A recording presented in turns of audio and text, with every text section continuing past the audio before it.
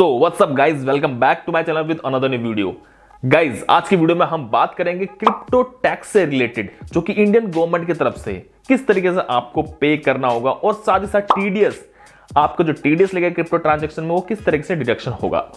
और आप देख सकते हैं अभी के टाइम में अगर मार्केट की बात करें तो मार्केट का तो बहुत बुरा हाल है, बहुत ज्यादा क्रैश हो चुका है। इसका रीजन एक ये भी हो सकता है जो रशिया यूक्रेन की तरफ से जो न्यूज आ रही है, इनके सेकेंड वर्ल्ड वार, एक तो बड़ा सा वर्ल्ड वार की तरफ से, तो इससे भी एक बड़ा इफेक्ट हो सकता है इस जो क्रिप्टो करेंसी मार्केट में।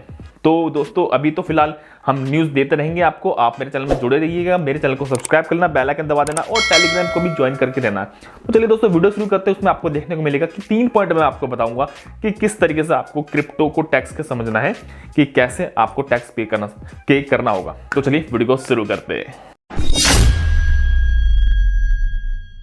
तो सबसे पहले बता दूं दोस्तों, क्रिप्टो करेंसी में जो टैक्स लग रहा है इंडियन गवर्नमेंट की तरफ से, एक तरह से ये नेगेटिव पॉइंट को भी सोच सकते हैं आप, इसको पॉजिटिव भी ले सकते हैं। दो तरह के पॉइंट है इसमें, क्योंकि नेगेटिव पॉइंट तो ये है कि भाई आपको 30% तक का टैक्स देने को पड़ रहा है और साथ ही साथ आपका डिडक्शन भी होगा, टीडीएस भी। और आपको बता दूं इसमें अगर पॉजिटिवली आपको सोचोगे तो 30% का टैक्स लग तो रहा है गवर्नमेंट की तरफ से, लेकिन ये बात है कि क्रिप्टो करेंसी इसके तरीके से बैंड नहीं होगी, क्योंकि क्रिप्टो करेंसी में अगर टैक्स लग रहा है तो बैंड तो पक्का ही नहीं होगी। लेकिन इसको समझ लीजिए कि अगर ये लीगल नहीं बनाया जाएगा इसको, और इसको इलीगल के तौर पे भी नहीं लिया जाएगा, एक एसेट्स के तौर पे लिया जाएगा, जो कि आपको मैंने पहले बताया था पिछले वीडियो में, आप इसको समझ सकते हैं क्रिप्टो टैक्स के बारे में।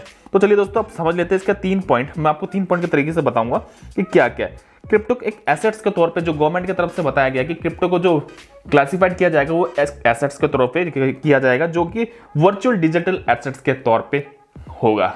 दोस्तों सबसे पहले पॉइंट के बारे में बात करते हैं। पहला पॉइंट हमारा यह है कि आपको किस तरीके से आपको 30% का टैक्स देना होगा, आपको ये समझना है। मैं आपको बता दूं, जो आप अमाउंट इन्वेस्ट करेंगे उससे जो आपको नेट प्रॉफिट होगा, उस प्रॉफिट का आपको 30% देना होगा। फॉर एग्जांपल मैं आपको समझा दूं, मान लो आपने 1 लाख रुपए का बिटकॉइन खरीदा, आपने इन्वेस्ट किया बिटकॉइन में 1 लाख रुपए, आपका इन्वेस्टमेंट हो गया, और आपने उसमें से जो आपका जो प्रॉफिट हुआ है, 1 लाख से जो आपको प्रॉफिट हुआ है 25,000 तक का आपका प्रॉफिट हुआ है। तो 25,000 का जो नेट प्रॉफिट होगा उस पे आपका मतलब वो 30% का टैक्स लगेगा। 25,000 का आपका जो 30% होगा 7,500 का जो आपका वो टैक्स में काउंट किया जाएगा, वो टैक्स डिडक्शन हो जाएगा। और अगर मैं आपको बता दूं, अगर आप उस इन्वेस्टमेंट किए हुए जो मतलब ये एक ही बार कटेगा, जब आप इसको सेल करोगे, जब तक आप सेल नहीं करेंगे तो ये कटेगा नहीं, आप उसको होल्ड करके देंगे तब तक ये कटेगा नहीं। तो जब तक आप सेल नहीं करेंगे, ये डिपेंड करता है कि आप सेल कब कर रहे हैं, तो उस चीज पे आपका टैक्स लगाया जाएगा। अब दूसरे पॉइंट के बारे में बात करते हैं दोस्तों। दूसरे पॉइंट में आपको यह समझना है किस तरीके से आपका नेट प्रॉफिट में टैक्स लगेगा। मैं आपको फॉर एग्जांपल सिंपल तरीके से समझाता हूं। मान लो आपने 2 तरह के कॉइन में इन्वेस्ट किए, एक आपने बिटकॉइन में किया और दूसरा आपने डॉज कॉइन में भी इन्वेस्ट कर लिया। तो दोस्तों दोनों आप इन्वेस्ट करने के बाद आप एक ही फाइनेंशियल ईयर, मतलब सेम फाइनेंशियल ईयर में आप इन दोनों को सेल करते हैं। लेकिन आपको बता दूं इसमें आपका क्या हुआ कि आपने 1 लाख रुपए मतलब जो बिटकॉइन में अर्न किए, 1 लाख रुपए आपको नेट प्रॉफिट आपको बिटकॉइन में हुआ, और जो दूसरा था आपका जो डॉज कॉइन में, उसमें आपको लॉस हो गया। अब जो लॉस हो गया उसमें 50,000 का, यानी कि 1 लाख रुपए आपका बिटकॉइन में प्रॉफिट हुआ और 50,000 का जो आपका डॉज कॉइन में लॉस हो गया। तो आप वहां से 50,000 मतलब 1 लाख रुपए में से 50,000 आप उसमें से माइनस करेंगे, तो आपको 50,000 जो उसमें जो बैलेंस बचेगा उस पर आपको टैक्स देना होगा, यानी 50,000 का ही आपका जो टीएसटी जो होगा टैक्स होगा, 30% का वो टैक्स कटेगा। और आपको बता दोस्तों ये रूल सिर्फ क्रिप्टो करेंसी में ही फॉलो होगा। अगर आप इसको दूसरे एसेट्स यानी कि आप स्टॉक मार्केट में भी इन्वेस्ट करते तो वो आप इस पे कंबाइन नहीं कर सकते, सिर्फ क्रिप्टो करेंसी में कंबाइन कर सकते। और ये सेम फाइनेंशियल ईयर में ही आपका जो ये है कैलकुलेट होगा, दूसरे में नहीं कैलकुलेट होगा। अगर आपका जिस फाइनेंशियल ईयर में आपने इन्वेस्ट किया था, परचेस किया था, मतलब जिस फाइनेंशियल ईयर में आपको प्रॉफिट हुआ है, आप सिर्फ उसी फाइनेंशियल ईयर में ही आप इसको सेल करके आप इसको सेम में इसका जो कैलकुलेट कर सकते हैं। मतलब अनदर जैसे कि आपको फाइनेंशियल खत्म हो गया, आप दूसरे फाइनेंशियल में नेक्स्ट फाइनेंशियल में इसको कैलकुलेट नहीं कर सकते। तो ये हमारा सेकंड पॉइंट था। अब जो तीसरा पॉइंट है दोस्तों हमारा टीडीएस जो हमारा कटेगा 1%, जो कि मैंने आपको बताया था। ये टीडीएस जो है टैक्स डिडक्शन एट सोर्स के तौर पर जाना जाता है। आपको बता दूं टीडीएस जो काटा जाता है वो ट्रांजैक्शन ट्रैक करने के तौर पे काटा जाता है गवर्नमेंट की तरफ से।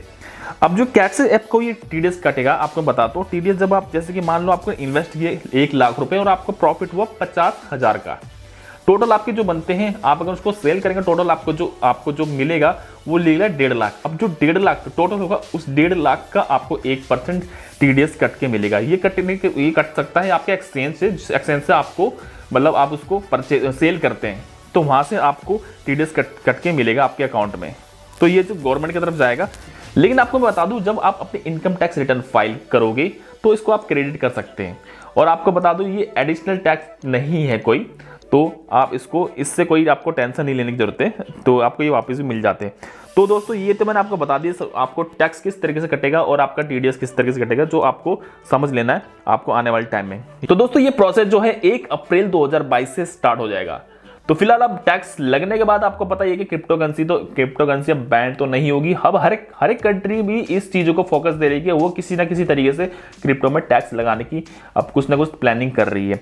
तो फिलहाल अब तो गवर्नमेंट के ऊपर भी एक रिस्पॉन्सिबिलिटी बनती है कि इस एक्सचेंज जितने भी जो एक्सचेंज है, क्रिप्टो एक्सचेंज है, उस पर अपना रेगुलेट करना चालू कर दे। और साथ ही साथ आपको बता दूं कि दोस्तों एक स्टैंडर्ड रूल लेके आना पड़ेगा इनको, जो गवर्नमेंट की तरफ से एक स्टैंडर्ड रूल आया जो कि क्रिप्टो को रेगुलेट करते रहे और जो हमारे इन्वेस्टर हैं उनके प्रोटेक्शन के लिए कुछ ना कुछ नया लाते रहे। तो दोस्तों वीडियो कैसी लगी आप ये मुझे कमेंट में बताना, और साथ ही साथ आपकी राय क्या है टैक्स को लेकर ये भी मुझे कमेंट करके बताना। देखो टैक्स तो देना जरूरी है, इससे क्या होता है कि देश के लिए होता है, देश के कुछ कामों में, बहुत सारे कामों में काम आते हैं, तो टैक्स देना जरूरी है, जिससे क्या कर सकते हैं एक चीज लीगल हो जाए, एक तरीके से मतलब लीगल तौर पे हम हर चीज काम कर सकते हैं। तो दोस्तों आज की वीडियो इतना ही।